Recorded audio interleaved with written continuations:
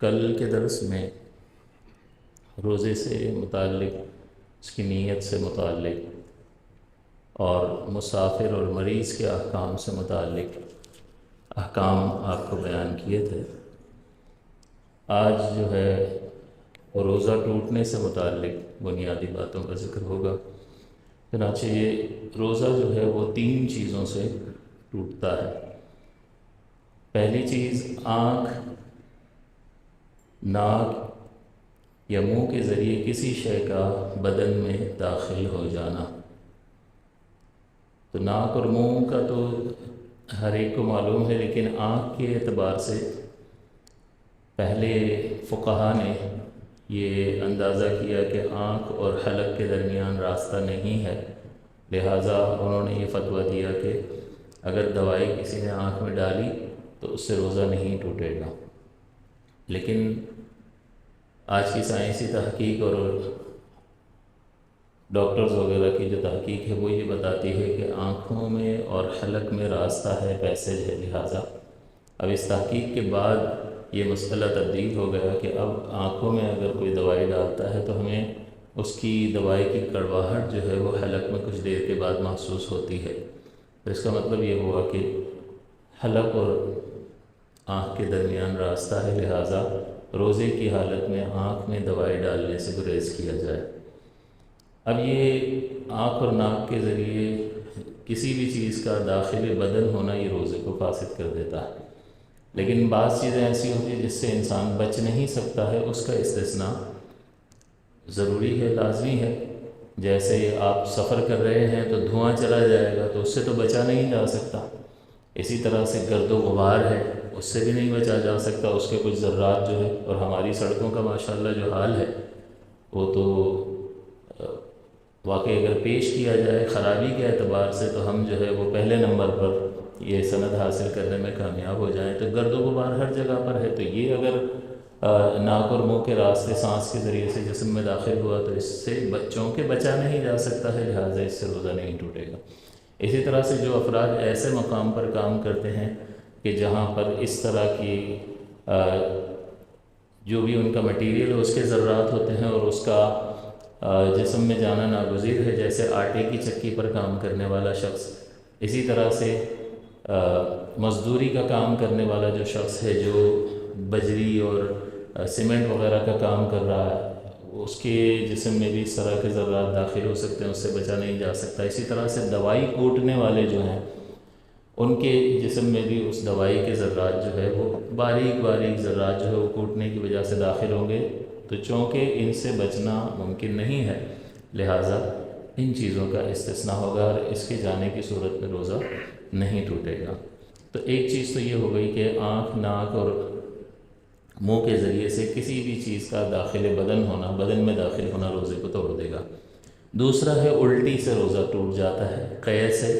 لیکن اس کے لیے 3 شرائط ہوتی ہیں۔ اگر یہ تینوں شرائط پائی جائیں گی تو الٹی سے روزہ ٹوٹے گا۔ ایک بھی شرط کم ہوگی تو قے سے یعنی الٹی سے روزہ نہیں ٹوٹے گا۔ پہلی شرط یہ ہے کہ ہمیں یہ یاد ہو کہ ہم روزے سے ہیں۔ شروع کے دنوں میں ایسا ہوتا ہے کہ یاد نہیں رہتا، کیونکہ پہلا، دوسرا، تیسرا، چوتھا روزہ ہوتا ہے تو اتنی پریکٹس نہیں ہوتی ہے تو یاد نہیں رہتا۔ بعد میں تو خیر کچھ دن گزرتے ہیں تو پھر وہ ذہن میں رہتا ہے، لیکن روزہ ہونا یاد ہو، پہلی شرط۔ دوسرا، قے کرنے کا عمل خود سے کیا ہو، یعنی کوئی ایسا عمل خود کیا جس سے قے ہو گئی، یعنی حلق وغیرہ میں انگلی مار لی اور اس سے قے آ گئی، 2 شرطیں ہو گئی۔ اور تیسری شرط جو ہے قے کی مقدار، یعنی اتنی ہو قے جو منہ بھر ہو، اور منہ بھر کا مطلب یہ ہوتا ہے کہ اتنے پریشر سے وہ الٹی یا قے آئے کہ جس کو ہم روک نہ سکیں، یا روکنے کی کوشش کریں تو بڑی محنت اور تکلف کے بعد وہ روک سکیں، ورنہ وہ رکے نہیں۔ تو یہ 3 شرائط پائی جائیں گی تو الٹی سے روزہ ٹوٹے گا۔ روزہ یاد ہو، دوسرا الٹی کرنے والا، قے کرنے والا عمل خود کیا ہو جان بوجھ کر، اور تیسرا اتنی الٹی ہو جائے، قے ہو جائے کہ جو منہ بھر ہو۔ یہ 3 شرائط پائی جائیں گی تو روزہ ٹوٹے گا، اور اس کے علاوہ میں نہیں ٹوٹے گا۔ چنانچہ اگر روزہ ہونا یاد ہی نہیں ہے اور حلق میں انگلی مار لی، یا روزہ ہونا یاد نہیں ہے اور الٹی ہو گئی، حلق میں انگلی مار لی اور منہ بھر قے ہو گئی تو اس سے روزہ نہیں ٹوٹے گا۔ اسی طرح سے روزہ یاد ہے لیکن طبیعت خراب ہوئی اور طبیعت کی خرابی سے بہت ساری قے ہو گئی، تو چونکہ یہاں پر قے کرنے والا عمل خود نہیں کیا بلکہ طبیعت کی خرابی کی وجہ سے قے ہوئی ہے، لہٰذا کتنی ہی قے کیوں نہ ہو جائے اس سے روزہ نہیں ٹوٹے گا۔ بعض اوقات ہمارے بھائی جو ہے اس سلسلے میں غلطی کرتے ہیں کہ کیونکہ الٹی ہو گئے روزہ ٹوٹ گیا، پھر وہ لگے ہوئے ہوتے ہیں، حالانکہ روزہ نہیں ٹوٹا تھا، اب اس کے بعد اس نے روزہ ٹوٹا ہوا سمجھ کر پانی وغیرہ پی لیا تو اب ٹوٹ جائے گا۔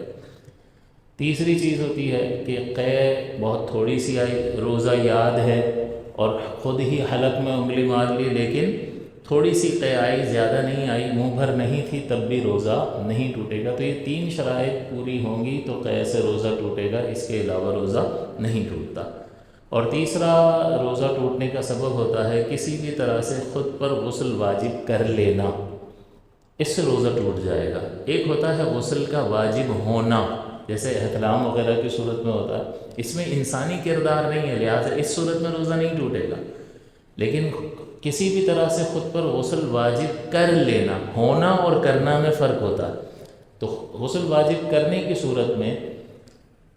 یہ روزہ ٹوٹ جائے گا، اس کا فرق ذہن میں رہے۔ چنانچہ اگر کسی شخص نے کوئی موبائل میں کوئی برا منظر دیکھا یا کسی تصویر پر نگاہ جمائی اور اس کی وجہ سے غسل واجب ہو گیا تو روزہ نہیں ٹوٹے گا۔ اس کے بعد تو یہ تین صورتیں ہو گئی کہ ان راستوں کے ذریعے سے کسی چیز کا جسم میں داخل ہو جانا روزہ توڑ دے گا، مگر ان چیزوں کا استثناء ہے جس سے بچا نہیں جا سکتا۔ دوسرا قے سے روزہ ٹوٹ جاتا ہے تین شرائط کے ساتھ، اور تیسری چیز جو ہے روزہ توڑنے والی کسی بھی طرح سے خود پر غسل واجب کر لینا، یہ روزہ توڑ دیتا ہے۔ بعض صورتوں میں جب روزہ توڑ دیا یا ٹوٹ گیا تو بعض صورتوں میں قضا لازم ہوتی ہے اور بعض صورتوں میں قضا بھی لازم ہے اور کفارہ بھی لازم ہوتا ہے، اور اس کا کفارہ 60 روزے ہے اور وہ بھی لگاتار۔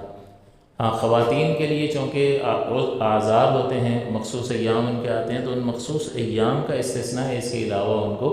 60 روزے مسلسل رکھنے ہوں گے۔ اگر بلا عذر جان بوجھ کر دیگر شرائط کے پائے جانے کے بعد اگر روزہ از خود توڑ دیا ہو تو پھر قضا بھی لازم ہوگی اور کفارہ بھی۔ لیکن اس کی شرائط ہے، میں وہ عرض کر دیتا ہوں، لیکن بہت ساری ایسی صورتیں ہیں کہ روزہ ٹوٹ جائے گا اور اس صورت میں صرف قضا لازم ہوگی، کفارہ لازم نہیں ہوگا۔ جیسے طبیعت کی خرابی کی وجہ سے کسی شخص نے روزہ توڑ دیا، روزہ پورا کرنا مشکل تھا، طبیعت بہت زیادہ بگڑ گئی، ڈاکٹر نے بھی کہا کہ آپ کو روزہ توڑنا ہوگا اور اس نے روزہ اس صورت میں توڑ لیا، تو اگرچہ جان بوجھ کر اس نے کسی چیز کو جسم میں داخل کیا تو روزہ تو ٹوٹ جائے گا،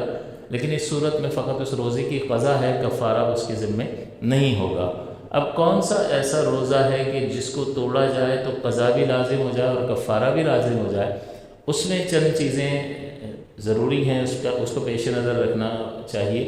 کہ وہ روزہ رمضان کا ادا روزہ ہو۔ اس کا مطلب یہ ہوا کہ نفل روزہ رکھ کے توڑ دیا، صرف قضا ہے، قضا کسی پر تھی اور وہ روزہ رکھا اور توڑ دیا، صرف قضا ہے، کفارہ نہیں ہے۔ کوئی منت مانی تھی، وہ روزہ رکھا اور پھر کسی وجہ سے بھی یا یوں ہی ایسے ہی توڑ دیا، صرف قضا ہے، کفارہ نہیں ہے۔ تو کفارہ کس صورت میں لازم ہوتا ہے؟ صرف رمضان کا روزہ ہو اور وہ بھی ادا روزہ ہو۔ پچھلے رمضان کا اگر کوئی قضا روزہ رکھ رہا ہے تو ہے تو رمضان کا، لیکن ادا نہیں ہے، قضا روزہ ہے، لہٰذا اگر اس کو توڑ بھی دے گا جان بوجھ کر تو صرف قضا لازم ہوگی، کفارہ لازم نہیں ہوگا۔ تو ایک تو چیز یہ ہمارے ذہن میں یہ آ جاتا ہے بعض اوقات یہ کہ ایک چیز بیٹھی ہوئی ہے کہ بھئی روزہ توڑیں گے تو 60 روزے کفارہ کے رکھنے ہوں گے، یہ صرف رمضان کے ادا روزے کے لیے ہے، باقی کسی روزے کے سلسلے میں کفارہ نہیں ہوتا، صرف قضا ہوتی ہے۔ تو سب سے پہلی بات کہ وہ رمضان کا روزہ ہو، ادا روزہ ہو، اور دوسری شرط یہ ہوتی ہے کہ جان بوجھ کر توڑا ہو۔ تو جان بوجھ کر توڑا تو اس کا مطلب کسی نے بھولے سے کچھ کھا پی لیا تو اس سے روزہ نہیں ٹوٹتا، بلکہ حدیث پاک میں یہ آیا کہ سرکار دو عالم صلی اللہ علیہ وسلم نے فرمایا کہ جس نے غلطی سے کچھ کھا پی لیا تو وہ اپنا روزہ پورا کرے کیونکہ اسے اللہ نے کھلایا اور پلایا ہے، یعنی بھول کر کھا لینے کی صورت میں روزہ نہیں ٹوٹتا۔ ہاں، یہ ضرور ہے کہ کوئی شخص اس کو دیکھ رہا ہے تو اس کو بتانا ضروری ہے یا نہیں ہے؟ تو اس میں دو صورتیں ہیں کہ اگر یہ دیکھے کہ وہ بہت زیادہ روزہ دار کمزور ہے اور یہ تھوڑا بہت کھا لے گا تو اسے روزہ پورا کرنا اس کے لیے آسان ہو جائے گا، تو نہ بتائے۔ لیکن اگر یہ معلوم ہے کہ یہ ویسے بھی روزہ پورا کر لے گا، طاقتور ہے، بس بھول کے کھا رہا ہے، تو پھر بتانا واجب ہوتا ہے کہ بھئی تم روزے میں کیوں کھا رہے ہو؟ تو پھر اس کو یاد آ جائے گا تو یاد دلانا واجب ہوتا ہے۔ تو اس میں دونوں صورتوں کا لحاظ کر لیا جائے کہ اگر وہ کمزور ہے تو پھر یاد نہ دلائے، اور اگر وہ طاقتور ہے ویسے ہی روزہ پورا کر سکتا ہے تو پھر یاد دلانا واجب ہے۔ اور اب یاد نہیں دلائیں گے تو ظاہر واجب کا ترک ہوگا، اور واجب کا ترک کرنا یہ گناہ ہوتا ہے۔ تو جان بوجھ کر توڑا ہو۔ تیسرا، کھا پی کر یا ازدواجی تعلق قائم کر کے توڑا ہو۔ تو اس کا مطلب کسی اور ذریعے سے اگر کوئی شخص غیر فطری طریقے سے غسل کو واجب کر لیتا ہے تو پھر غسل کو واجب کرنے کی صورت میں روزہ تو ٹوٹ جائے گا، قضا ہوگی، کفارہ نہیں ہوگا۔ لیکن اگر زوجہ سے ازدواجی تعلق باقاعدہ قائم کیا تو پھر ایسی صورت میں روزہ بھی ٹوٹ جائے گا اور قضا اور کفارہ دونوں ہوگا۔ پھر اس روزے کی جس میں کفارہ، جس کو توڑنے کی صورت میں کفارہ لازم ہوتا ہے، اس کی نیت رات سے کی ہو۔ جیسا کہ میں نے کل نیت کی تفصیل میں آپ کی خدمت میں ذکر کیا تھا کہ رمضان کے روزے کی نیت جو ہے وہ آپ مغرب کے بعد سے لے کر ضحوہ کبریٰ دن میں مکروہ وقت شروع ہونے سے پہلے پہلے تک کر سکتے ہیں۔ تو اگر آپ نے دن میں نیت کی تھی اور روزہ توڑ دیا تو اس روزے میں صرف قضا ہوتی ہے، کفارہ نہیں ہوتا۔ کفارہ صرف اسی روزے کا ہوگا کہ جس میں آپ نے روزہ شروع ہونے سے پہلے نیت کی ہو، جیسے ہم سحری کے وقت نیت کرتے ہیں، تو یہ پورا کا پورا روزہ جو ہے وہ نیت کے ساتھ ہی شروع ہوا ہو، تو ایسے روزے کو توڑنے سے کفارہ بھی لازم ہو جاتا ہے۔ بلا عذر، کوئی مجبوری نہیں تھی اور بلا عذر اس نے توڑا ہو۔ پانچویں چیز ہوتی ہے جنایت کامل ہو۔ چھٹی چیز، جنایت کامل ہونے کا مطلب یہ ہوتا ہے کہ کسی ایسی چیز سے روزہ توڑا ہو کہ جس سے انسان لذت حاصل کرتا ہے۔ تو اس سے بات واضح ہوگی کہ جیسے کسی پھل کو کھا کے روزہ توڑا تو چونکہ پھل انسان لذت کے لیے کھاتا ہے تو اب قضا بھی لازم ہوگی اور کفارہ بھی لازم ہوگا۔ لیکن پھل کا چھلکا کھا کے روزہ توڑ دیا تو اس کو انسان جو ہے وہ رغبت سے نہیں کھاتا، لذت کے لیے نہیں کھاتا، تو جسم کے اندر ایک چیز گئی ہے تو روزہ تو ٹوٹے گا، لیکن اس میں جنایت جو ہے وہ کامل نہیں ہے، لہٰذا قضا ہے، کفارہ نہیں ہے۔ اسی طرح کسی نے کیلا کھا لیا تو قضا بھی ہے اور کفارہ بھی ہے، لیکن کیلے کا چھلکا کھا لیا تو صرف قضا ہے، کفارہ نہیں ہے۔ تو ایسی چیز کھا کر روزہ توڑا ہو کہ جس سے لذت حاصل کی جاتی ہو تو لہٰذا اس سے کریں گے تو کفارہ لازم ہوگا، ورنہ لازم نہیں ہوگا۔ بعض اوقات اگر کوئی شخص پہلے چالاکی کرے کہ پہلے جو ہے وہ کیلے کا چھلکا کھا کے توڑ لیتا ہوں تاکہ صرف قضا لازم ہو اور کفارہ نہ ہو، اور پھر وہ تکے وغیرہ تیار کر کے رکھے ہوں اور پھر وہ شروع ہو جائے، تو اگر ایسی فاسد نیت کے ساتھ اگر توڑتا ہے تو یاد رکھیے کہ اس پہ قضا بھی لازم ہوگی اور کفارہ بھی لازم ہوگا۔ میرا ایک دوست ہے، وہ اکثر جو ہے یہ مجھے کہہ رہا ہوتا ہے کہ اس صورت میں تو صرف قضا ہوگی نا، اگر میں یوں توڑ لوں تو پھر بعد میں کھا لوں گا۔ وہ کفارے سے بچنے کے لیے تو اس کو بتا دیا کہ بیٹا اگر توڑو گے تو پھر 60 روزے رکھنے پڑیں گے، کیونکہ فقہا نے لکھا ہے کہ یہ چالاکیاں نہیں چلتی، اللہ تعالیٰ دلوں کا حال جانتا ہے۔ تو جنایت اگر کامل ہوگی تو قضا اور کفارہ دونوں لازم ہوگا۔ اچھا، بعض اوقات ایسا ہوتا ہے کہ کوئی حدیث پڑھی اور اس حدیث کے مضمون سے اس کو لگا کہ اس صورت میں روزہ ٹوٹ جاتا ہے اور اس نے توڑ لیا، روزہ ٹوٹا نہیں تھا۔ جیسے میں نے قے کے بارے میں آپ کو بتایا کہ طبیعت خراب ہوئی اور اتنی ساری الٹی ہو گئی، حالانکہ اس نے کچھ عمل نہیں کیا تھا الٹی کرنے والا، خود بخود الٹی ہو گئی، تو اس الٹی سے تو روزہ نہیں ٹوٹتا۔ اب اس نے یہ سمجھ لیا کہ روزہ میرا ٹوٹ گیا ہے اور پانی وغیرہ پی لیا، تو چونکہ اس میں جو ہے اگرچہ پانی جو ہے وہ لذت حاصل کرنے کے لیے، پیاس بجھانے کے لیے پیا جاتا ہے، لیکن اس میں نافرمانی کا کوئی ارادہ اور قصد نہیں ہے، لہٰذا ایسی صورت میں قضا لازم ہوگی، کفارہ لازم نہیں ہوگا۔ اور بعض اوقات ایسا ہوتا ہے کہ کسی قابل اعتماد مفتی صاحب نے ان کی کسی صورت حال کو دیکھ کر کہا کہ ہاں آپ کے لیے روزہ توڑنا جائز ہے، اور انہوں نے توڑ لیا اور بعد میں پتہ چلا کہ اس کی اجازت نہیں تھی، مفتی صاحب سے مسئلہ بتانے میں غلطی ہو گئی تھی، اب چونکہ کسی باعتماد مفتی کے فتویٰ دینے پر انہوں نے توڑا ہے تو اس کا مطلب کوئی نافرمانی کا قصد و ارادہ نہیں تھا، بلکہ ایک فتوے کی بنا پر یا حدیث کو پڑھنے کے بعد از خود ایک نتیجہ نکالا اور سمجھا کہ بھئی اس صورت میں توڑا جا سکتا ہے اور انہوں نے توڑ لیا، تو پھر چونکہ یہ نافرمانی کا قصد و ارادہ نہیں ہے، لہٰذا ایسی صورت میں بھی صرف قضا لازم ہوگی، کفارہ لازم نہیں ہوگا۔ اور ظاہر ہے کہ کفارہ ایک سخت بات ہے کہ 60 روزے رکھنا بڑا مشقت والا کام ہے، اور وہ بھی پے در پے، اگر درمیان سے ایک روزہ بھی چھوٹ گیا، اگرچہ بیماری کی وجہ سے چھوٹا، جان بوجھ کے نہیں چھوڑا، پھر بھی اس کو نئے سرے سے دوبارہ 60 روزے رکھنے ہوں گے، تو 60 کفارے کے اور ایک روزہ یہ جو چھوڑا ہے اس نے اس کی قضا، تو 61 روزے اس کو رکھنے ہوں گے۔ تو اس کے کفارے میں قرآن عظیم میں تفصیل ذکر کی گئی ہے کہ سب سے پہلے تو یہ بیان کیا کہ کفارے میں غلام آزاد کرے، لیکن چونکہ اب غلاموں کا دور نہیں ہے تو لہٰذا اس پر قدرت نہیں ہے، تو پھر لگاتار 60 روزے رکھے اور ایک روزہ قضا، یہ 61 روزے رکھے۔ اگر اس پر بھی کوئی شخص قادر نہیں ہے، بہت بوڑھا ہے اور نہیں رکھ سکتا، اس کی طبیعت خراب ہو جائے گی، مزید بیمار ہو جائے گا، وہ قادر نہیں ہے اس پر، تو پھر 60 مساکین کو صبح شام کا 2 وقت جو ہے وہ کھانا، پیٹ پر کھانا کھلانا جو ہے وہ ہر روزے کے بدلے 60 مساکین کو، یعنی ہر روزے کے بدلے میں ایک فدیہ، تو یہ 60 فدیے جو ہے اس کو دینا ہوگا۔ اب یہ نہیں ہے کہ قرآن میں ان تینوں چیزوں کا ذکر کیا تو آدمی کہ چلو روزہ توڑ لیتے ہیں، 60 جو ہے وہ صدقہ فطر دے دیں گے۔ یہ اس صورت میں ہے کہ غلام آزاد کر سکتے ہو تو غلام ہی آزاد کرنا پڑے گا، ورنہ اگر وہ نہیں کر سکتے تو 60 روزے، اگر اس پر قدرت نہیں ہوگی تو پھر 60 مساکین کو کھانا کھلانے کی باری آئے گی۔ لہٰذا یہ چالاکی بھی نہیں چل سکتی کہ کوئی بات نہیں توڑ لو، ہم پیسے دے دیں گے، تو یہ پیسے کا معاملہ نہیں ہے، یہ اسی صورت میں ہے کہ جب پہلی والی چیز پر قدرت نہ ہو تو آگے والی چیز کی اجازت ہوگی۔ اور کل یہ اذان والا مسئلہ آپ کی خدمت میں ذکر کر دیا تھا کہ اذان جیسے ہی شروع ہو تو آپ کا روزہ شروع ہو چکا ہے۔ اذان روزہ کب سے شروع ہوتا ہے؟ طلوع فجر سے غروب آفتاب تک، اور اذان ہوتی ہے طلوع فجر کے بعد،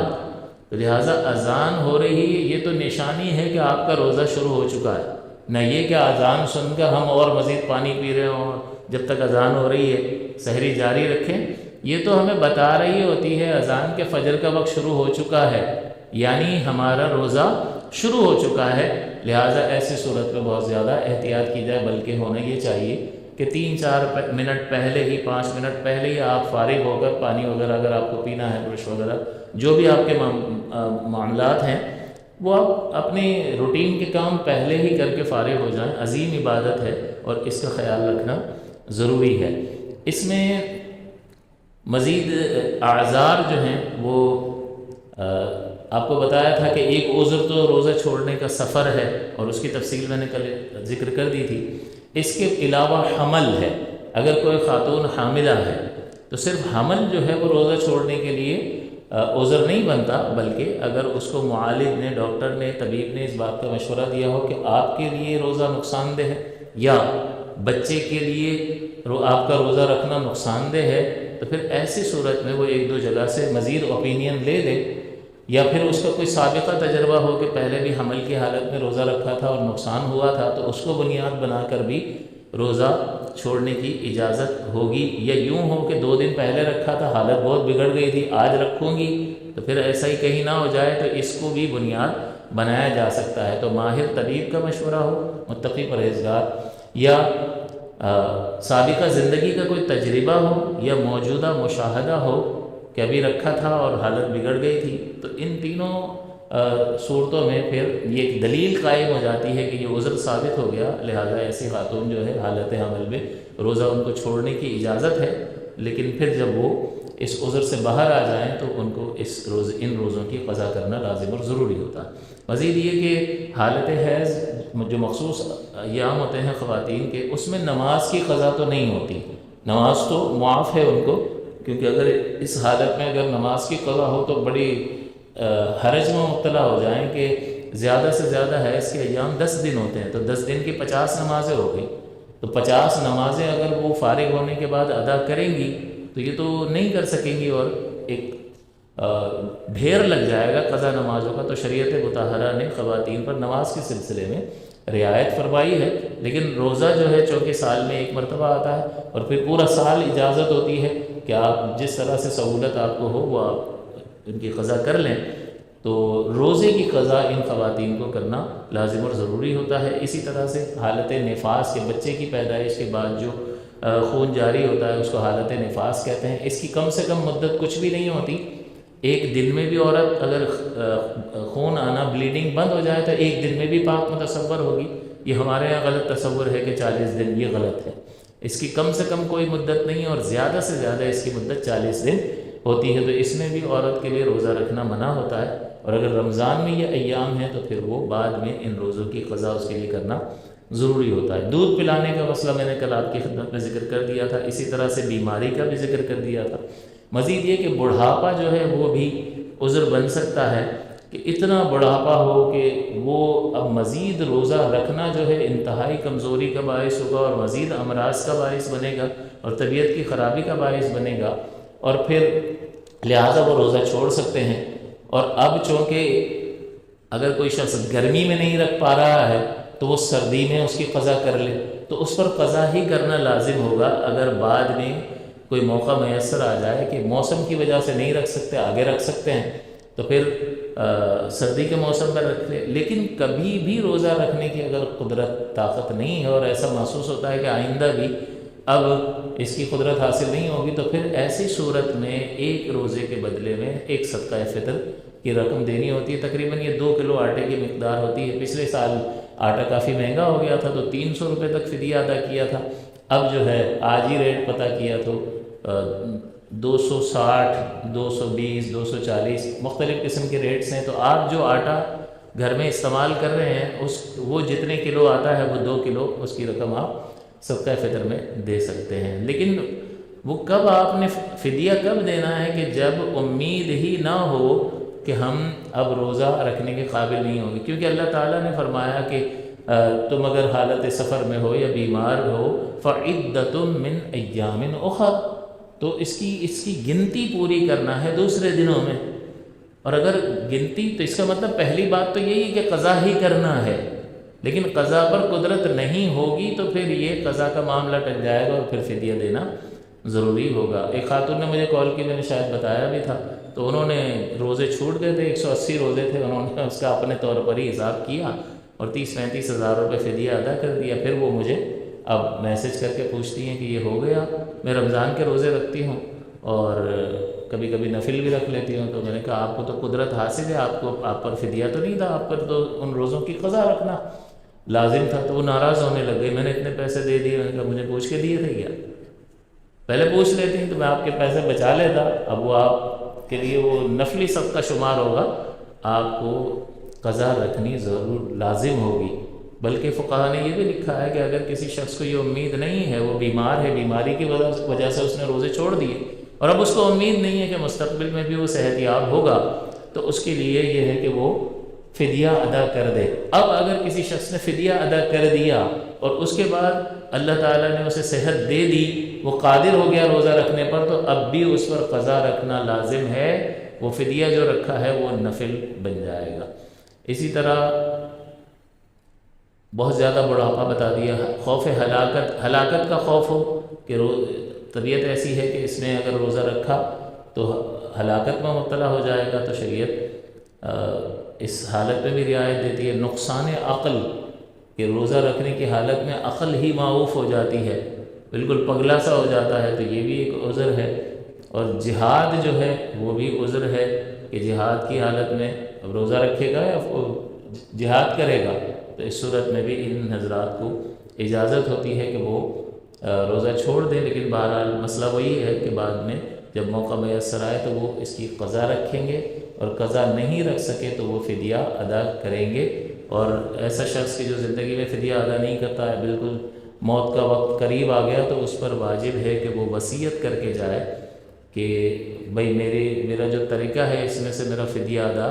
کر دینا۔ لیکن اب آپ سوچ لو کہ یہ وارث ادا کر دیں گے، اتنا آسان ہے؟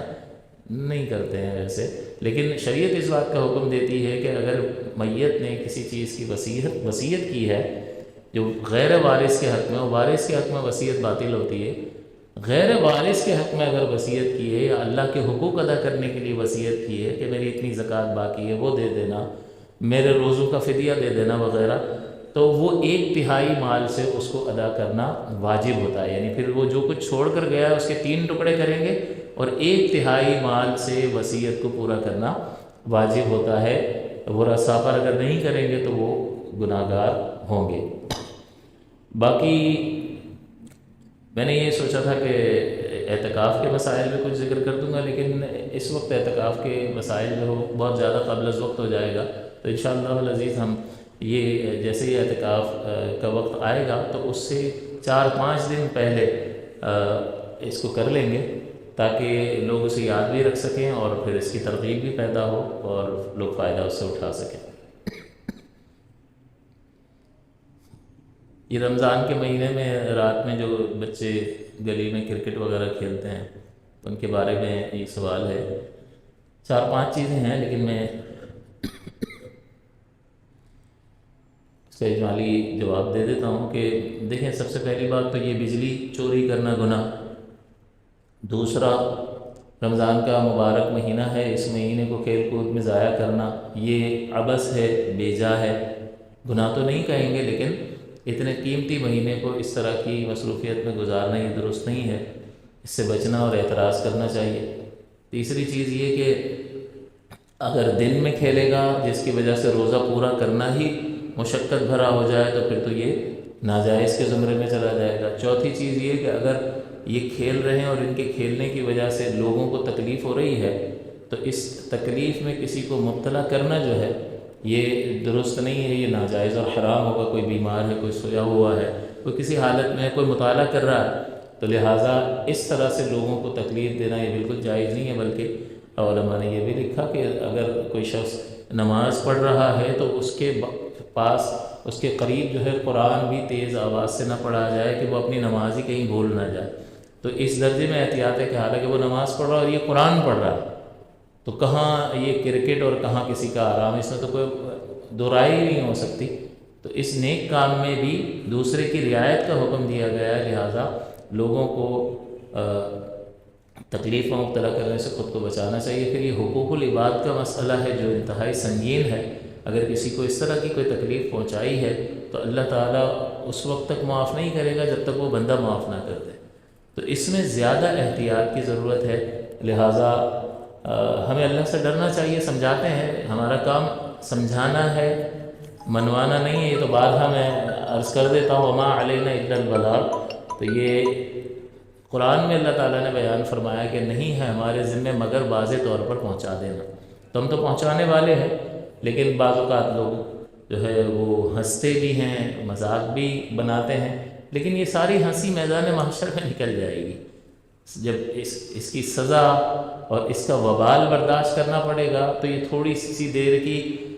بیکار کی لذت حاصل کر کے آخرت کا وبال انسان اپنے لیے جمع کر لے، یہ کوئی عقل مندی نہیں ہے.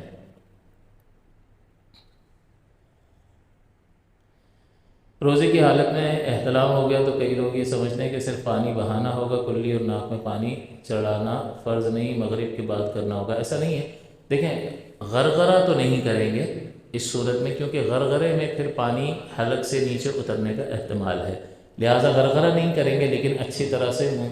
کلی کریں گے تاکہ یہ جو حصہ ہے اس میں ہر ذرے سے پانی گزر جائے. اسی طرح سے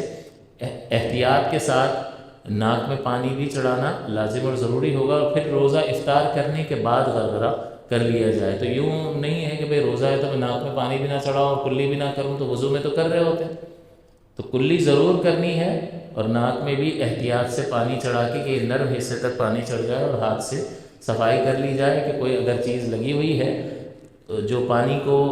جلد تک پہنچنے کی راہ میں رکاوٹ ہے تو اس کو ہٹا کر پانی بہا لیا جائے. یہ ضروری ہے. اگر نہیں کریں گے تو غسل نہیں ہوگا، غسل نہیں ہوگا تو نماز بھی نہیں ہوگی. عشاء کی جماعت نکل گئی اور اب مسجد، اچھا تراویح شروع ہو گئی ہے اور عشاء کی نماز کسی شخص نے نہیں پڑھی ہے تو وہ پہلے تراویح پڑھ لے، شامل ہو جائے، اور عشاء بعد میں پڑھ لے۔ دیکھیں تراویح کا وقت عشاء کے فرض کے بعد شروع ہوتا ہے، تو کسی شخص نے اگر عشاء کے فرض ہی نہیں پڑھے ہیں تو اس کے لیے تراویح کا وقت شروع نہیں ہوا۔ لہٰذا کوئی شخص اگر تراویح کی جماعت کو دیکھے اور ابھی اس نے عشاء کے فرائض نہیں پڑھے ہیں تو پہلے وہ علیحدہ سے عشاء کے فرائض پڑھے گا اور اس کے بعد وہ تراویح میں شامل ہوگا۔ اگر وہ پہلے شامل ہو گیا تو یہ اس کی تراویح نہیں ہوئی، نفل نماز ہو گئی لیکن تراویح نہیں ہوئی، اب اس کو دوبارہ سے تراویح پڑھنا ہوگا۔